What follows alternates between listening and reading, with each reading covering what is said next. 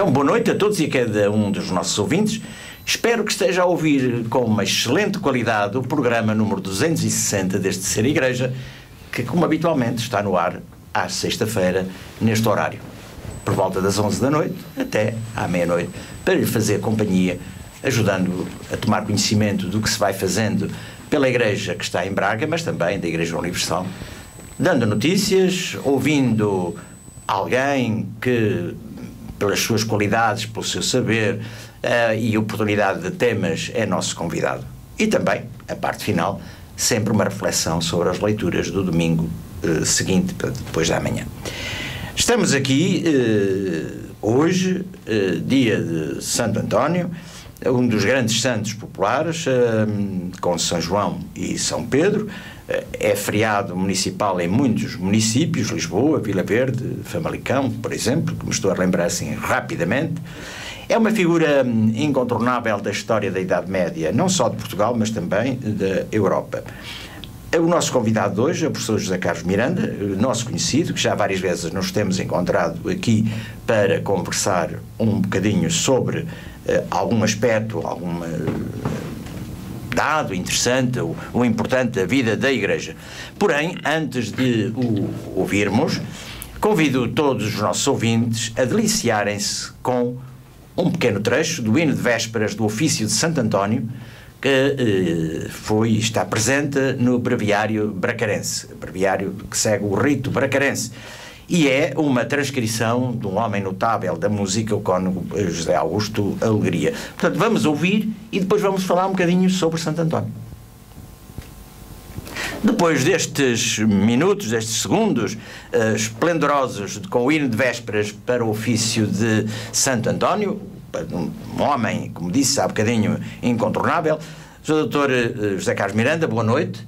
É mais uma vez com muito gosto que o temos aqui, porque ouvi-lo é ouvir a voz da sabedoria. E isso a gente aprende sempre, não é? Eu falo por mim, miserável e ignorante, mas atento, e estou muito desperto e gosto de saber, malgrado a minha idade. Enfim, estamos aqui a falar de Santo António. Quem é Santo António? Ora, se não se importa, como de sabedoria sou mais uma torneira do que uma fonte, posso ir à fonte? Pode ir à fonte, com certeza. É porque, como os ouvintes com certeza não perceberam o texto do que estiveram a ouvir, que é natural, que é um latim até bastante arrevesado, podemos começar por ler este texto do hino do breviário bracarense. Muito bem. É uma forma de introduzir à nossa conversa. Exatamente. Até porque tem muitos dados biográficos sobre Santo António. Porque abandonando os lusos, migras para os africanos. Do sangue procuras a púrpura, mas cândidas são as vestes que competem à inocência. Uma explicação, os africanos aqui em causa são os marroquinos, não é? Para onde ele queria ir. A púrpura representa, claro, o martírio.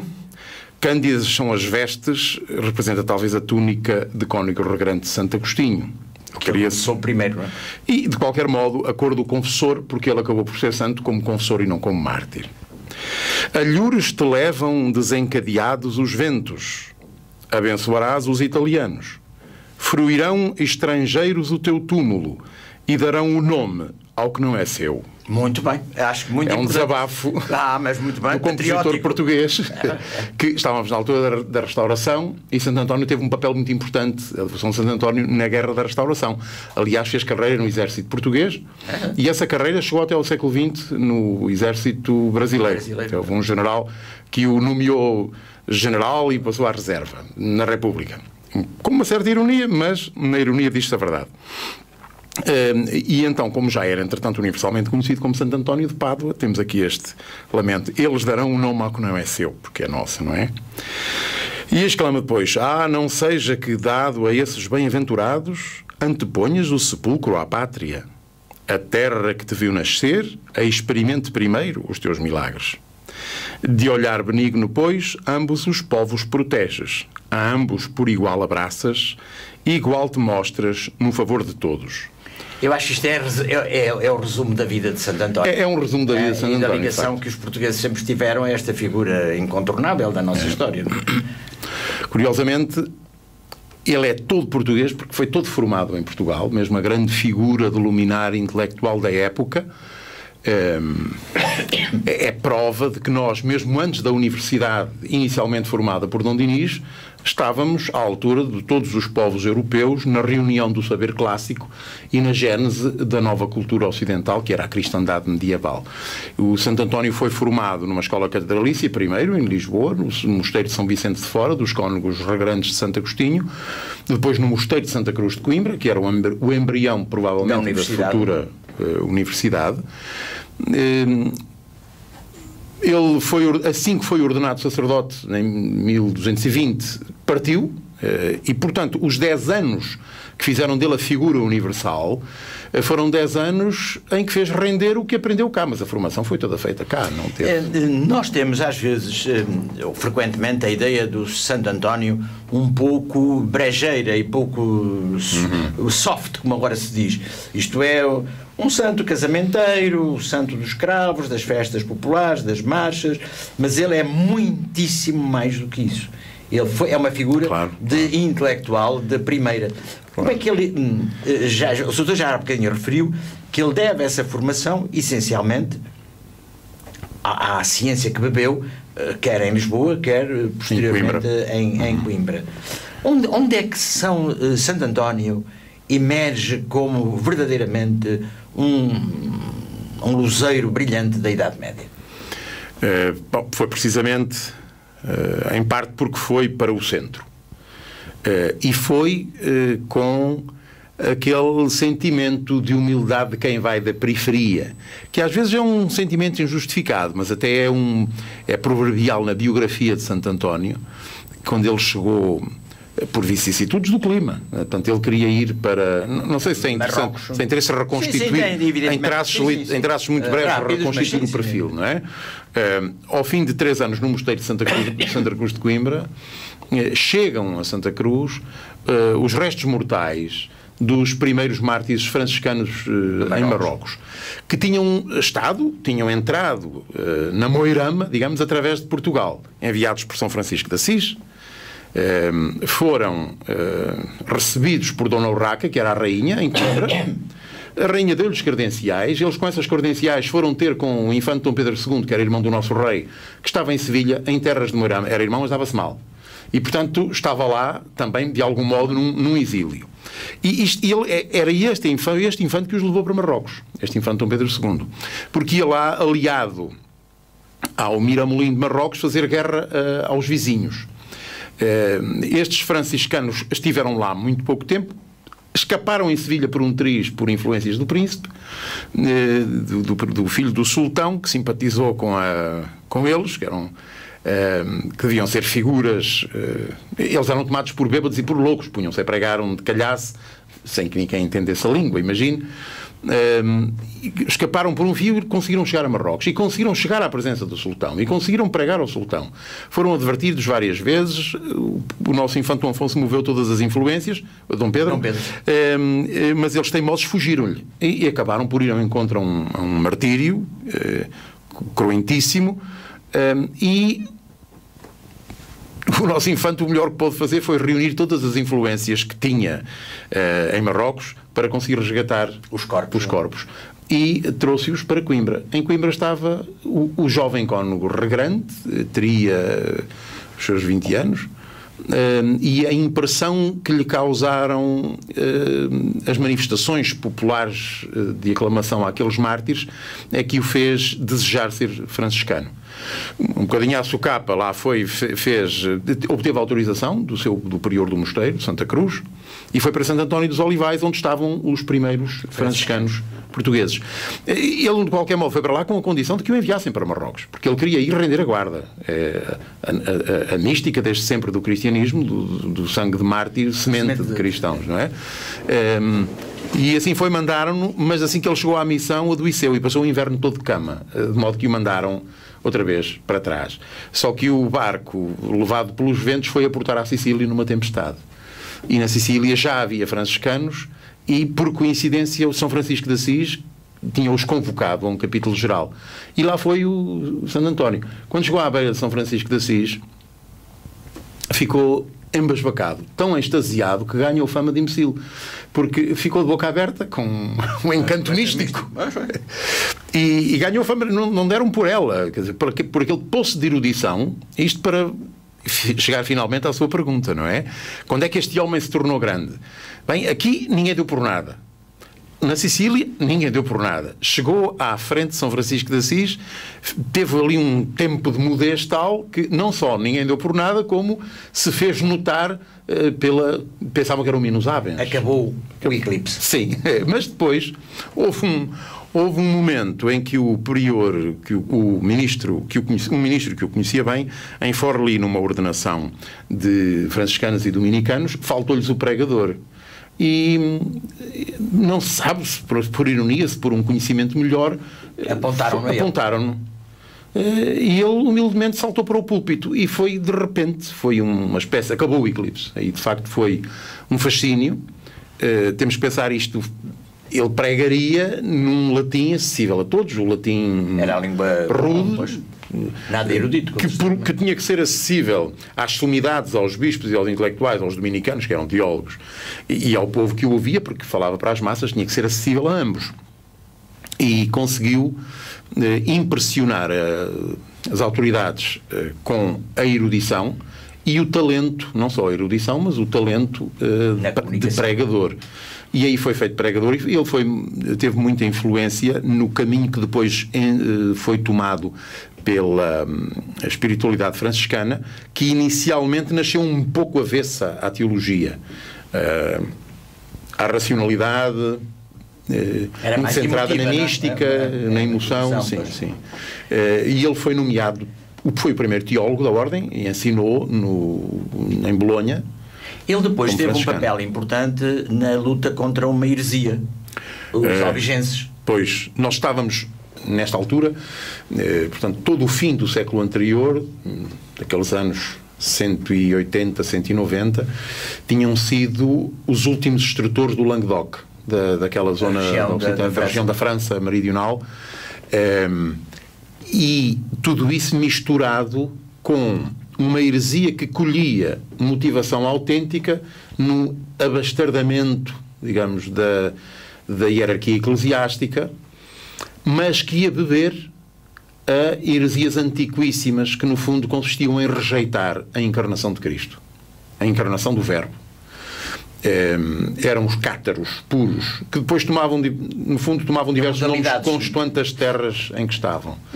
São Domingos teve uma grande importância em debelar essas heresias. Ora, essas heresias alimentavam-se também de resistências locais aos jovens estados que estavam a nascer, em que se precisava de catalisar centralmente o poder régio para dar origem aos novos estados, não é? E, portanto, estávamos numa unificação, de algum modo. E a França meridional resistiu particularmente a esse processo. Misturavam-se então estes fundamentos religiosos, filosóficos, com motivações obscuras, políticas, populares, e tornou-se um problema que transcendia muito uma questão teológica. Porém, o Papa preocupava-se, primeiro Inocêncio III, depois Gregório IX, preocupava-se particularmente com a situação religiosa. E para isso, antes das cruzadas, que depois esmagaram em sangue essas revoltas, antes das cruzadas, os Papas fizeram esforços pelas armas da razão e da pregação, de fazer grandes escolas teológicas nos pontos em que esse pensamento estava mais difundido. E o pensamento era essencialmente o dos maniqueus, já do primeiro milénio, dos maniqueus e dos marcionitas, por exemplo. O Antigo Testamento teria sido escrito por um Deus mau, que identificavam com Satanás. Mas isto é a religião da metafísica dualista dos persas. Há um Deus mau e um Deus bom.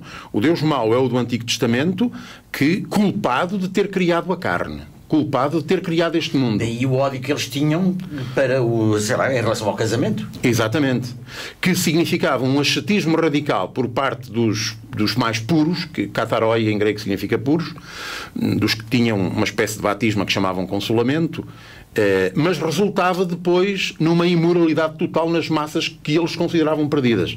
Portanto, repetiram no segundo milénio o drama do primeiro milénio. O drama do primeiro milénio foi fazer aceitar que Deus transcendente preenchesse o abismo em relação ao mundo das coisas finitas, fazendo-se homem verdadeiramente e plenamente homem. E, portanto, em fazer aceitar o dado principal da revelação, aqui o homem ferido pelo pecado sozinho não teria chegado, que é de que tudo é bom. Esta mensagem que se repete tantas vezes no Gênesis, tudo é bom. O Santo António, na sua pregação, o Santo António teria até familiaridade com uma visão do mundo platónica, portanto, predisposta a opor muito o sensível mau ao inteligível e ao contemplável bom, mas, na hora da verdade, percebeu que ali se aninhava o erro e que esvaziaria por completo. Se o cristianismo se tornasse isto, no fundo era uma reedição do gnosticismo, do priscilianismo, do manicaísmo, tudo heresias do primeiro milénio. Não é? Nada de novo, um pouco retomadas. Exatamente, retomadas. O problema disto é que significaria uma recaída, não só no Antigo Testamento, mas uma recaída numa situação religiosa que olha com suspeita para a criação.